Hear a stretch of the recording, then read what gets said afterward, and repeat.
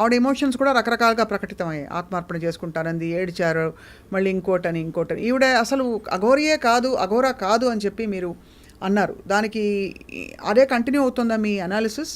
ఇప్పటికే అవుతుంది మేడం. ఎందుకంటే మనం రీడ్ చేసేది అన్కాన్షియస్ మేడం. మీకు అన్కాన్షియస్ మైండ్ అంటే మీకు ఐడియా ఉండే ఉంటుంది.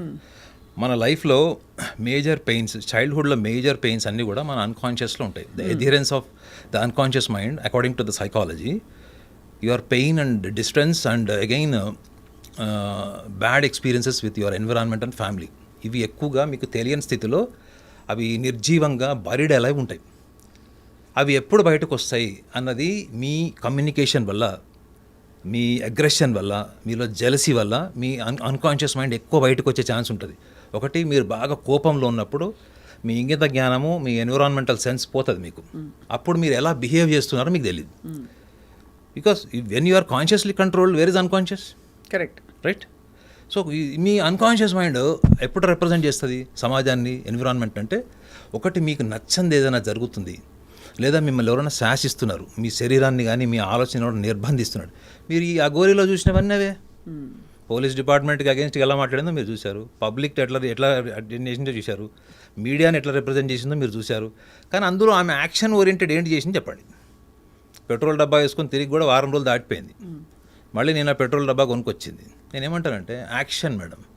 ఆమె చనిపోవాలి అనుకుంటే ఒక వీడియో కెమెరా పెట్టి పెట్రోల్ పోసుకొని చనిపోతే కూడా అది పెద్ద ఇదవుతుంది. కానీ ఆమె చనిపోవడం వల్ల ధర్మానికి ఏ రకంగా లాభము అన్నది ఆమె మైండ్ తీసుకోవట్లేదు. You got my point? అదే, మీరు 10th ఫ్లోర్ నుంచి దూకాలనుకుంటారు మేడం. ఇన్ఫాక్ట్ తీసుకుంటోంది కాబట్టి, మైండ్ తీసుకుంటోంది కాబట్టి ఉపయోగం లేదని conscious mind conscious is rejecting this. మీరు కరెక్ట్ పట్టుకున్నారు పాయింట్. ఇప్పుడు 10th ఫ్లోర్ నుంచి సరదాగా దూకుదాం అనుకుంటే మీ మైండ్ యాక్సెప్ట్ చేస్తుందా మేడం? చెప్పండి. చేయదు. ఎందుకు? దీనివల్ల ఉపయోగం ఏంటనే ఉంటుంది. ఉపయోగం కాదు, కాన్సిక్వెన్సెస్ చెప్తుంది. సో ఇక్కడ కాన్షియస్ మైండ్ యాక్టివ్గా ఉంది కాబట్టి you are saying that she's consciously very smart. What I'm saying, ఎందుకంటే మీ కాన్షియస్ మైండ్గా సెన్స్ పోయినప్పుడే మీరు ఏదైనా చేస్తారు. ఇప్పుడు వాడెవడో మీరు చూసే ఉంటారు, పులి బోన్లోకి వెళ్ళాడు, ఆ పులి వాడిని చంపేసింది. మొన్న రీసెంట్గా మన హైదరాబాద్లోనే ఎక్కడో జరిగింది, మన ఇండియాలోనే జరిగింది ఒక ఇన్సిడెంట్. వాడు ఎందుకు చనిపోయాడు వాడు? Because he was intoxicated. వాడు ఆల్కహాల్ తీసుకున్నాడా, డ్రగ్ తీసుకున్నాడా తెలియదు. సో వాడు ఈ లాస్ట్ ఇస్ కన్షియస్. అండ్ వాడు ఏమనుకున్నాడు, వాడికి ఆ టైంలో ఏమనిపించింది, వాడు సబ్ కాన్షియస్లో ఏమనిపించింది, వాడు ఏదో సినిమాలు చూసింటాడు, పులుల్ని సింహాల్ని ఒక చేత్తోని హ్యాండిల్ చేసింది. ఆ ఇమాజినేషన్, ఆ మోడ్లో వెళ్ళి వాడు అట్లా హ్యాండిల్ చేయడానికి వెళ్ళాడు. అక్కడ రివర్స్ అయింది. సో ఇక్కడ ఏంటి మీకు, she's completely aware of what she's doing, what she's speaking, how people are reciprocating, how people are mad after this lady, and how government is paying attention through this legalities and all. So she's enjoying. ఆమె ఎంజాయ్మెంట్కి reason ఏంటి అంటే అది ఆమె own nature, అది personality, ఆమెది. That is her personality. So ఆ పర్సనాలిటీకి అండ్ ఆ నేచర్కి ఒక కాన్షియస్నెస్ ఉందంటారు. She's aware. అవేర్నెస్. దాన్నే స్మార్ట్నెస్ అంటారు కదా. దాన్నే స్మార్ట్నెస్ అంటాను. ఈ కార్ మేరే పాస్ 3 గాడియా హై అని ఒక రీల్ చూసాం. ఇది ఒకటి ఉంది, అది మేడం. లామినేటెడ్ మీ కార్ మీద మీ ఫోటో లామినేషన్ ఉందా చెప్పండి? ఎంత క్రియేటివ్ థింకింగ్ కావాలి దానికి చెప్పండి. డబ్బులు కావాలా లేదా? మరి ఇప్పుడు చాలామంది ఏమంటారు, ఎవరిచ్చుంటారు డబ్బులు అంటే ఇలాంటి కార్యక్రమాలకి? మేడం ట్రాన్స్జెండర్, మీరు ఒకసారి ఢిల్లీ ట్రైన్ ఎక్కండి, హైదరాబాద్ టు ఢిల్లీ ట్రైన్ ఎక్కండి, మీకు ఎవరు డబ్బులు ఇచ్చింటారో నేను చెప్తే కూడా ట్రాన్స్జెండర్స్ మళ్ళీ హర్ట్ అవుతారు.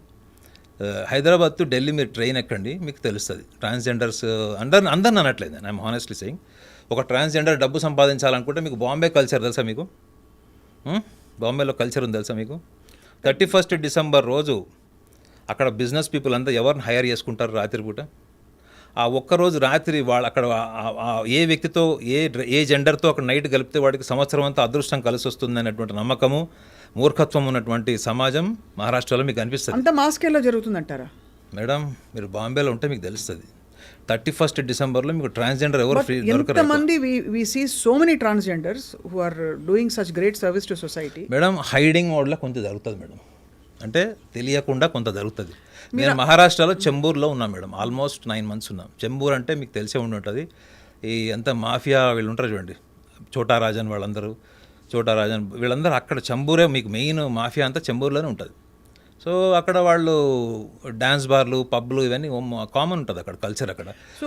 అక్కడ చాలామంది బిజినెస్ పీపుల్, అంటే మనకు తెలిసిన బిజినెస్ పీపుల్ కూడా 31st డిసెంబర్ రోజు నన్ను కలవకు, ఆ రోజు నేను ఎవరిని కలవనని చెప్తారు. ఎందుకు అంటే అక్కడ చెప్పారనమాట, వాళ్ళు ఒక ట్రాన్స్జెండర్ని ఆ రోజు నైట్ హైర్ చేసుకుంటారు. వాళ్ళు ఎందుకు చేసుకుంటారు, కాళ్ళు పట్టుకుంటారా, పూజ చేస్తారా, వాళ్ళు మనకు తెలియదు. But spending 31st night makes them so fortunate and lucky through out the year. That is what is the belief. ఇది ఎక్కడ బిలీఫ్ అది? ఎక్కడి నుంచి వచ్చి ఉద్భవించిన బిలీఫ్ అది? ఎన్విరాన్మెంటల్, జస్ట్ లోకల్గా వచ్చిన ఒక కాలక్రమంలో వచ్చేసింది అలా. అంతే అంతే, దానికంటే పెద్ద హిస్టరీ ఏం లేదు. సో ఇక్కడ మీరు అంటే ఈ పర్టికులర్ విషయంలో ఈ బ్రాండెడ్ కారు, అదే మీరు అన్నారు కదా దాని పేరేంటది, లామినేటెడ్ ఇదితో కారు, తర్వాత ఒక పెద్ద ఫ్లీట్ ఆఫ్ పీపుల్ ఉండడం అన్నది అది బ్యాక్డ్ అండ్ ఫైనాన్స్డ్ అంటారు మీరు. ఇప్పుడు మేడం చూడండి, ఇప్పుడు మన స్మార్ట్ వాచ్ ఉంది. స్మార్ట్ వాచ్లో మనము స్క్రీన్ సేవర్ మనం వన్ మీద పెట్టుకుంటాము, లేదా మనకు నచ్చిన దేవుడిదో లేకపోతే మనం నచ్చిన వాడిదో పెట్టుకుంటాం. సో ఇది ఈజ్ అ చాయిస్ మేడం. ఇదిలో ఎవరు ఫోటో పెట్టుకోవాలన్నది మన చాయిస్. ఈ చాయిస్ వెనక మీకు ఎటువంటి అటాచ్మెంట్ ఉంది అన్నది మీకు తెలియదా? ఇప్పుడు ఈ వాచ్ నేను ఫ్రీగా ఇచ్చామంటే ఎందుకు ఇస్తాను మేడం?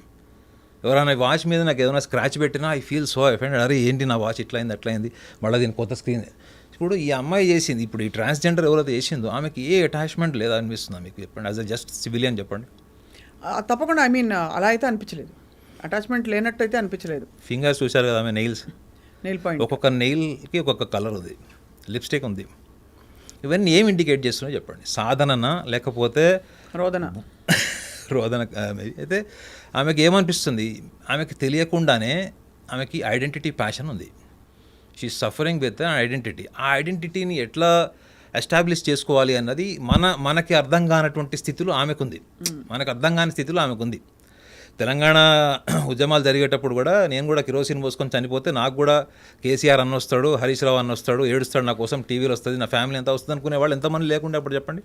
ఒక ఐడెంటిటీ ప్యాషన్తో అవుతున్న ఏంటి యాక్ట్స్ ఇవన్నీ అంటారు. అయితే మీరు సైకాలజిస్ట్గా కూర్చోబెట్టారు కాబట్టి నా perception towards this kind of people and especially ఈమె మిమ్మల్ని కూర్చోబెట్టండి సార్. ఒకటి ఆనెస్ట్లీ మీరు సైకాలజిస్ట్తో పాటు మీరు అఘోరాలతో అండ్ ఈ సాధకులతో మీకు ఇంకో విషయం కూడా చెప్తున్నాను. నాకున్న ఫ్రెండ్స్ అంతా అంటే ఫ్రెండ్స్, పరిచయస్తులు, సాధకులు, వీళ్ళందరూ మీరు ఒకసారి గణాంకాల్లో తీసుకుంటే మోర్ దాన్ 60% నేను సన్యాసులతోనే ఎక్కువ నా అసోసియేషన్ ఉండే. అంటే ఈ సన్యాసులు అంటే ఎలాంటి వాళ్ళు? మొబైల్ మెయింటైన్ చేసేవాళ్ళు ఇలా కాదు. ఇప్పుడు నేను కలుస్తాను, వాళ్ళు మళ్ళీ ఎప్పుడు కలుస్తారో తెలియదు. అదేవిధంగా 11 సార్లు మానస సరోవరం పోయినంత కూడా నాతో పాటు ఒక డ్యూరేషన్ 11 times మానస సరోవరం వెళ్ళాడు. మీరు వెళ్ళారు? అతను వెళ్ళిన చెన్నైలో కలిశాడు.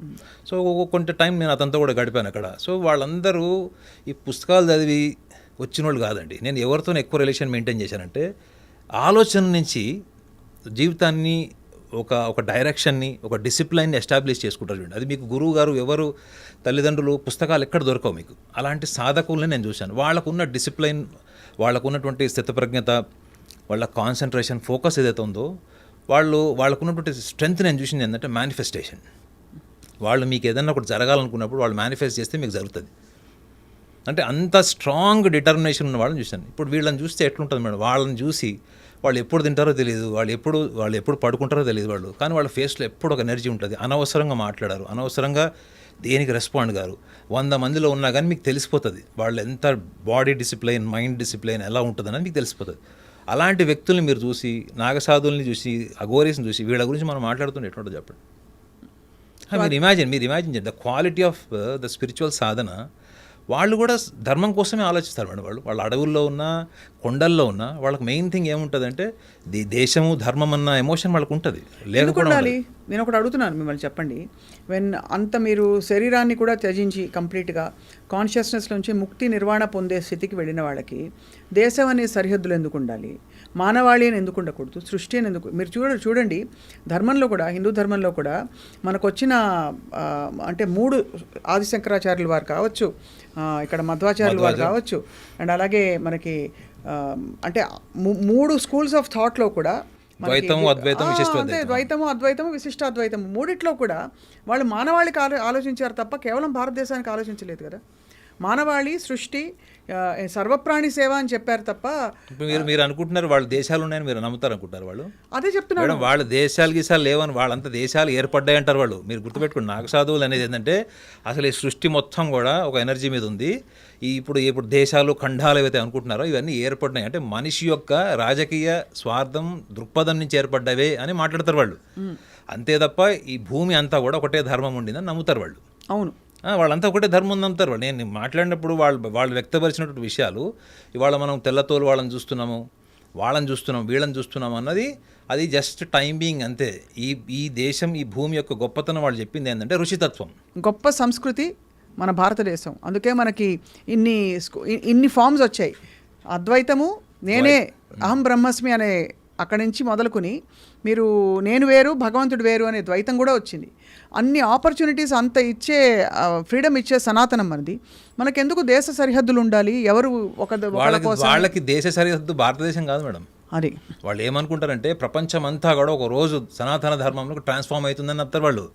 ఇవన్నీ చెప్పామనుకోండి వేరే మతస్థులకు వాళ్ళకు బాధ కలగచ్చు, కానీ నేను వాళ్ళతో షేర్ చేసుకున్నది మాత్రమే చెప్తున్నాను. వాళ్ళు ఎంత కూడా టైం బీయింగ్ అనమాట. అంటే ఎట్లా వచ్చిందో అట్లా పోతుంది. వీళ్ళు ధర్మాన్ని వాళ్ళు ఏమంటున్నారు తెలుసా మీకు, చాలామంది సనాతన ధర్మం పరిరక్షణ కొన్ని రోజులైతే ధర్మం ఉండదు అంటున్నారు. వాళ్ళు ఏమంటున్నారంటే ఒకవేళ సనాతన ధర్మానికి ఇంకా కొంచెం ఏమన్నా చెదలు పట్టిందంటే అప్పటికే సృష్టి మొత్తం మోర్ దాన్ 60% నాశనం అయిపోతుందని చెప్తున్నారు వాళ్ళు. ప్రకృతి అల్టిమేట్గా సనాతన ధర్మాన్ని కాపాడేది ప్రకృతి అని చెప్పాడు మేడం ఒక ఆయన. అంటే అర్థం ఏంటి, ఫ్లడ్స్ వచ్చో భూకంపాలు వచ్చో వాటర్ లెవెల్స్ ఇంక్రీజ్ అయ్యో ఇవి ఇట్లా టెక్నికల్గా చెప్పలేదు. మీరు అర్థం చేసుకోవాలి ఏంటంటే ప్రకృతి అంటే ఏంటి మేడం, భూమి అంటే మేజర్ పార్ట్ భూమి, గాలి. అంటే మనం రోజు ఫేస్ చేసేటువంటి ప్రాబ్లమ్స్ ఏమైనా ఉన్నాయి ఇప్పుడు ప్రపంచంలో ఉన్న సమస్యలు అంటే భూమి, నీరు, గాలి, ఈ 3 ధర్మాన్ని కాపాడుతుంది. ఎందుకు కాపాడుతుంది అంటే మన ఋషులు ఈ విశ్వానికి ఇచ్చినటువంటి మొత్తం దాని ఏమంటారు మనం ఆక్సిజన్ అంటాం చూడండి, ఈ విశ్వానికి ఇచ్చినటువంటి ఆయువు మన ధర్మం చెడిపోవడం ఏంటి అని ఆర్గ్యూ చేశారు వాళ్ళు. కాబట్టి ఈ భారతదేశము ధర్మము బౌండరీస్ గురించి వాళ్ళు మాట్లాడట్లేదు. They said the whole universe, the whole గ్లోబల్గా చూసుకుంటా కూడా అంతే మానవాళి. రెండోది ఇదే ధర్మం కాపాడుతుంది. దీనికి గనక ఎక్కడన్నా చిల్లు పడిందంటే అప్పటికే సృష్టి మొత్తం డెమాలిష్ అయిపోయి ఉండొచ్చు అని వాళ్ళ అభిప్రాయం వాళ్ళు చెప్పారు. మీరు చాలా ఒక ఇంట్రెస్టింగ్ టాపిక్ మొన్న మాట్లాడుతున్నప్పుడు మీతో ఒకటి బయటపడింది ఏంటంటే సైకియాట్రీ పరిధిలో ఈ అంటే ఆడ్ బిహేవియర్స్ కావచ్చు, కొంచెం డెల్యూషనల్ బిహేవియర్స్ కావచ్చు, దానికి సిజోఫ్రీనియా అని, ఆ ఫ్యామిలీ నుంచి బైపోలార్ అని, ఇంకోటి పేర్లు పెట్టాం. కానీ చాలా బిహేవియర్స్ మనకి అర్థం కాని స్పెక్ట్రంలో బయట ఉన్న వాళ్ళందరినీ మనం ఆ పిచ్చోడా అంటాం మామూలుగా. మీరు ఎలా చూస్తారు ఈ రెండింటినీ కలగలిపితే? సైకియాట్రీ పరిధిలో అందరినీ చాలా ఎక్స్పీరియన్సెస్ అవుతాయి చాలామందికి. ఉదాహరణకి కల్లో చాలా సందేశాలు రావడం మొదలుకొని, అండ్ అందులో మీరు ఒక మిస్టిక్ సైన్స్ని డీల్ చేస్తారు, which is astrology. Astrology is a mystic science. అంటే there is mystery in it, mysticism in it, and also it's a science. నేను మీరు అడిగిన క్వశ్చన్కి నా పర్సనల్ ఎక్స్పీరియన్స్ చెప్తా ఒకటి. మీరు నమ్మినా నమ్మకపోయినా, ఈ కెమెరామెన్ నమ్మినా నమ్మకపోయినా, నేను 2003 ఆగస్ట్లో గురుపదేశం తీసుకున్నాను. నేను గురుపదేశం తీసుకున్న దాంట్లో నేను తీసుకున్నది అంటే మనకు వేదిక్ సైకాలజీలో ఏముందంటే what ever is your perception it is due to your food అని చెప్పి ఉంటుంది. మీరు తినే ఆహారం నుంచే మీ మనసు, మీ ఆలోచన, బుద్ధి అంతా ఏర్పడుతుంది అని చెప్తారు. సో నేను ఒక 20 ఏళ్ళు ఆల్మోస్ట్ అయిపోయింది. సో నేనన్నా వంట చేసుకొని తింటాను, లేదా అత్యవసర పరిస్థితులు ఫారెన్ అటు వెళ్ళినప్పుడు ఏదైనా సాత్విక ఆహారం అది ఒక టైం తింటాను. సో నేను ఎప్పుడెప్పుడు తినాల్సి వచ్చిందో ఆ వంట మనిషి ఉంటారు కదా, ఆ వంట మనిషి వంట చేసిన తర్వాత నేను ఆ రోజు 1-2 days తినాల్సి వస్తుంది కదా మనకి. ఎట్లన్నా తిన్నప్పుడు నేను నెక్స్ట్ డే వెళ్ళి ఆ వంట మనిషికి నాకు ఎట్లాంటి డ్రీమ్స్ వచ్చినాయి, నా బాడీలో కెమికల్ రియాక్షన్ ఎట్లా మారుతుంది, నా రొటీన్ థింకింగ్ ప్రాసెస్ ఎట్లా ఉంది, నా అగ్రెసివ్ బిహేవియర్ ఎట్లా ఉంది, నాలో ఉన్నటువంటి ప్యాసివ్నెస్, ఇవన్నీ కూడా ప్రతి మనిషిలో మూడ్స్ ఉంటాయి, డిఫరెంట్ మూడ్స్ ఉంటాయి. మీ ఎంతూజియాజం, ఎక్స్టసీ, మీ హ్యాపీనెస్, మీ జాయ్ఫుల్నెస్, కమ్యూనికేషన్, ఎంపతి, ఇవన్నీ మనకి రోజు మన కంట్రోల్లో ఉండేవి. ఇవన్నీ మనం కంట్రోల్ చేసుకుంటే ఒక సాధన ద్వారా. నేను వెళ్ళి వాళ్ళని అడిగాను, నాకు వచ్చిన డ్రీమ్స్ని, నాలో వచ్చిన కెమికల్ రియాక్షన్ చేంజెస్ ఏవైతున్నాయో లేదు అడిగాను అనమాట. అందులో ఒక ఎగ్జాంపుల్ ఏముందంటే, ఒకరోజు నాకు చాలా వైలెంట్గా అయిపోయింది ఆ బిహేవియర్, థాట్స్ అన్నీ కూడా, డ్రీమ్స్ కూడా అట్లా వచ్చినాయి. నేను ఆ వంట మనిషి దగ్గరికి వెళ్ళాను, ఇంకా చూద్దాం ఒక 1-2 days అని. అవే కంటిన్యూ అవుతున్నాయి. నేను అడిగాను, నువ్వు ఏమన్నా గొడవలు పడ్డావా, ఎవరితోనా గొడవలు పెట్టుకుంటున్నావా, కొట్టావా, అవన్నీ అడితే వాడు చూస్తే స్మైల్, బ్యూటిఫుల్ స్మైల్, అసలు వాడు అసలు కొడతాడు అన్నట్టు కొట్టాడు, ఇంతే ఉంటాడు హైట్. వాడు భార్యను కొట్టిన కేసులో, ఫారెన్లో వాడు భార్యను కొట్టిన కేసులో 3 రోజులు పోలీస్ స్టేషన్ నుండి మళ్ళీ ఇదే హోటల్ ఓనర్ వెళ్ళి వాడిని తీసుకొని వచ్చాడు. పోలీస్ స్టేషన్లో కేసు నడుస్తుంది.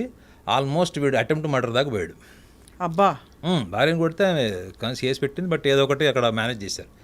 సో నేను ఇలా ప్రతి ఒక్కళ్ళతోని ఎవరైతే వంట చేస్తారో నేను వెళ్ళి కనుక్కున్నది మోర్ దాన్ 60% అక్యురేట్గా ఉంది మేడం. అంటే నా ఫీలింగ్ ఏదైతే నా feeling of observation after having the food was made by A person.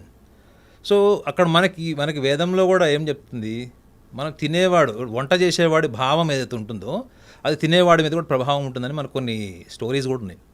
So నేను అది ఎక్స్పీరియన్స్ అయ్యాను. నేను ఇది ఎక్స్పీరియన్స్ అయ్యానని చెప్పి మా సైకాలజిస్ట్లకు చెప్తేనే వాళ్ళు పైనుంచి కిందకి చూసి వీడికి ఏదో కొంచెం వీడికి ఏదో అజంప్షన్ స్టార్ట్ అయినది అనుకుంటారు. But this is a very logical experience. నేనే వచ్చి మీకు చెప్తున్నాను మేడం, మీరు ఇట్లా మీకేమైనా ఇప్పుడు మీరేమైనా ఇట్లాంటి ట్రామా కానీ ఇట్లాంటి వెంటల్ ఎగోని ఏమైనా అండర్గోన్ అవుతున్నారా అని నేను క్రాస్ చెక్ చేస్తున్నా. నేను క్రాస్ చెక్ చేసిన చాలా మటుకు సందర్భాల్లో 60% టాలీ అయింది. వాళ్ళ ఇంట్లో ఎలా ఉన్నారు, వాళ్ళు డిప్రెస్డ్ ఉన్నారా, ఇలా ఉన్నారా అన్నది. సో అది చెప్తే అది వినడానికి ఎలా ఉంది, అది ఒక్క వ్యక్తి యొక్క subjective analysis, subjective opinion. It is not an objective scientific. అంటే it is not general with everyone. నాలాగా ప్రాక్టీస్ చేసినోడు కూడా సేమ్ అదే ఎక్స్పీరియన్స్ ఉండాలని ఏం లేదు. Unless until he comes out of with the experience and we share with the world. So నాకు 20 years దాటిపోయింది. సో నాకు ఎంత ఆకలేసిన మీరు నాకు నచ్చిన వంట అక్కడ పెట్టినా నా నోట్లోంచి లాలాజలం కూడా రాదు. That is what is my state. నేను ఎవరికైనా చెప్తే వీడు కంట్రోల్ చేసుకుంటున్నాడేమో, వీడు సపరేట్గా వెళ్ళి ఇంట్లో చికెన్ బిర్యానీ తీసుకుపోయి ఇంట్లో తింటున్నాడేమో, ఇట్లాంటి మా ఫ్రెండ్స్ సెటైర్లు వేస్తుంటారు. ఎవడో ఏదో చికెన్ బిర్యానీ తింటుంటే వెనక నుంచి చూస్తే నేను నాలాగా ఉన్నాడట, వీళ్ళు వెళ్ళి పట్టుకున్నారు. సో కామన్ మ్యాన్ థింకింగ్కి మీరు అడిగేటువంటి psychiatric beyond mind, beyond intellect అంటే డెఫినెట్లీ మనకు అర్థం కానివి అర్థమయ్యేవి రెండు క్లియర్గా ఉంటాయి మేడం. సైన్స్ ప్రూవ్ చేసినటువంటిది ఓన్లీ మనకి ఎవిడెన్స్ బేస్డ్. ఈవెన్ సైకాట్రీ కూడా ఒక స్టేజ్కి వచ్చిన తర్వాత మీకు యోగా మెడిటేషన్ ఎందుకు రికమెండ్ చేస్తుంది? మీకు యూరోపియన్ కంట్రీస్లో మీరు వెళ్ళి కనుక్కోండి madam. Psychiatry department of psychiatry, నా ఫ్రెండ్స్ ఉన్నారు అక్కడ, ఎవ్రీ 3 months వాళ్ళకి మైండ్ఫుల్నెస్ క్లాసెస్ ఎందుకు కండక్ట్ చేస్తున్నారు? What is the theory of mindfulness? అంటే శ్వాసతో ఆ మూమెంట్ ఇప్పుడు మీకు ఒక mindfulness is complete. You are aware of your senses, you are aware of your surroundings, you are aware of your self, very here and now. Yes. మీకు ఒక చిన్న grape ఇస్తారు మేడం, అది నోట్లో పెట్టుకొని మీరు నమలకుండా దాన్ని సెన్స్ చేస్తూ ఉండాలి. ఇది మైండ్ఫుల్నెస్లో యూరోపియన్ డాక్టర్స్కి ఎవ్రీ 3 months అక్కడ చేస్తుంటే థెరపీ ఇది. ఎందుకు వీళ్ళు నెంబర్ ఆఫ్ కేసెస్ చూసి, వాళ్ళ స్కిజోఫ్రీనియా పేషెంట్స్ని చూసి, బైపోలర్ పేషెంట్స్ని చూసి, మ్యానియాక్ పేషెంట్స్ని చూసి వీళ్ళు ఏమైనా డిస్టర్బ్ అవుతున్నారా, వీళ్ళు ఏమైనా క్యారీ అవుతున్నారా అన్నది కూడా ఒక ఇన్వెస్టిగేషన్ ఉంటుంది. ఓకే, ఈ సైకాట్రిస్ట్ ఏం పైనుంచి రాడు కదా, పుస్తకం చదువుకొని యూనివర్సిటీ నుంచి వస్తాడు. సో ఇది అక్కడ నడుస్తుంది మైండ్ఫుల్నెస్. ఇప్పుడు యూరోపియన్ కంట్రీస్లో ద బిగ్గెస్ట్ బిజినెస్ మైండ్ఫుల్నెస్. మీరు అక్కడ చూడండి బుక్స్ కానీ అక్కడ ఏం ప్రాక్టీస్ చేస్తున్నారు, బుక్స్ కూడా పంపించారు మా ఫ్రెండ్స్ సైకాట్రిస్ట్. సో వాళ్ళు కూడా ఏం కన్క్లూడ్ చేశారంటే beyond mind, beyond intellect, they are spectators. వాళ్ళు ఏం చేస్తున్నారు, ఒక రిలీజియస్ బిలీఫ్ ఉంటుంది మేడం. ఒక గ్రూప్ ఆఫ్ పీపుల్ డిప్రెషన్లో వచ్చారు. ఇది నిజం, ఇది అక్కడ జరిగిన ఎక్స్పీరియన్స్. నేను నా ధర్మానికి సంబంధించిన ప్రార్థన నేను చేస్తానని చెప్తాడు. వీళ్ళు ఆ టైంలో వాళ్ళ ప్రోటోకాల్ డిసిప్లిన్ హాస్పిటల్లో కూడా ఉంటుంది. వీళ్ళు ఏం చేస్తున్నారు, ఆ ప్రోటోకాల్ డిసిప్లిన్ బ్రేక్ చేసి వాడు ఏం చేయాలనుకుంటున్నారు, వాడికి ఫ్రీడమ్ ఇచ్చినప్పుడు వాడి స్టేట్ ఆఫ్ మైండ్ ఎలా ఉంది, లేదు వీళ్ళు నిర్బంధిత protocol based discipline, hospital discipline influence చేసినప్పుడు వాడి బిహేవియర్ ఎట్లా ఉంది అనాలిసిస్ చేశారు వాళ్ళు. So the guy is more practicing the religious prayers or whatever it is are more empathized. Now they are paying more empathy towards other patients even. So వాళ్ళలో ఎక్కడొక్కడ ఒక సాత్విక భావాలు వీళ్ళలో కనిపించాయి. అంత వాయిలెంట్ పీపుల్లో కూడా వీళ్ళు ఎవరైతే ఐడెంటిఫై అయ్యారో స్కిజోఫ్రీనియా కానీ బైపోలర్ కానీ, సో వీళ్ళల్లో కూడా అటువంటి లక్షణాలు డెవలప్ అవ్వడానికి ఎంతో వాళ్ళు సబ్కాన్షియస్లో ప్లాంట్ చేసుకున్నటువంటి రిలీజియస్ బిలీఫ్స్ ఏవైతే ఉంటాయో అవన్నీ మీరు ఇరాడికేట్ చేసే రైట్ మీకు లేదు. అది చేయడానికి కూడా అక్కడ డాక్టర్స్ కూడా ఇప్పుడు ఫోర్స్ చేయట్లేదు. So this is the development. Revolution నేను అనలేను కానీ, but this is the development. So psychiatry proven science, psychology fundamental is a proven science. But when it comes to beyond this proven sciences, evidence based sciences, but there is something that one has to experience. The experiencer is always the individual. So they are going as a subjective process, not the objective and universal process. So and it cannot be contained in anything. అందుకే అంటారు సాధన మార్గంలో ఉన్న వాళ్ళకి ఎవరి బాట వాళ్ళకి గురువు ఉంటే మంచి చెళ్ళు చెప్పే ఒక గైడింగ్ లైట్ ఉంటుంది. అదృష్టం అది కొంతమందికి. అలా లేని పక్షంలో ఎవరిది వాళ్ళు దారి వెతుక్కుంటూ వెళ్ళాలి. It's an unknown path. And నేనైతే గురువుని అడ్వైజ్ చేయను మేడం. ఎందుకంటే మీరు గురువు కూడా ఒక స్టేజ్ వచ్చాక మీకు అబ్స్టైకల్ అవుతాడు. సో మీరు చూడండి రామకృష్ణ పరమహంస గారికి ఎన్లైటన్డ్ పర్సన్ కాదు అని కొంత వాదన కూడా ఉంది. ఎందుకు అంటే ఈ was attached with Ramakrishna Kalimata. అవును. That identity also stops for enlightenment. You know that me a identity అయితే బ్రేక్ కాదో ఆ ఐడెంటిటీ దగ్గరకు వచ్చి మీ స్పిరిచువల్ సాధన ఆగిపోతుంది. సో మీ గురువు గారు చెప్పింది మీకు ఎక్కడొక్కడ భయము, డిసిప్లిన్, క్రమశిక్షణ. గురువు గారు ఉంటే ఏముంటుందంటే మీరు 10 ఏళ్లలో నేర్చుకోవాల్సిన విద్య 20 ఏళ్ళు పట్టచ్చు, 12 ఏళ్ళు పట్టచ్చు. కానీ మీరు ఓన్గా నేర్చుకునే దాంట్లోనే మీకు ఎంతూజియాజం ఎక్కువ ఉంటుంది, మీ స్పిరిట్ ఎక్కువ ఉంటుంది, అందులో మీ సాక్రిఫైసింగ్ టెండెన్సీస్ ఉంటాయి. And at the same time you will become the complete individual. There is no duality. మీరు ఇందాక అద్వైతం అన్నారు చూడండి, ద్వైతం అద్వైతం. ఒక స్టేజ్కి వచ్చిన తర్వాత వాళ్ళకి ఒకటి తెలిసిపోతుంది, there is nothing other than my own self created identities.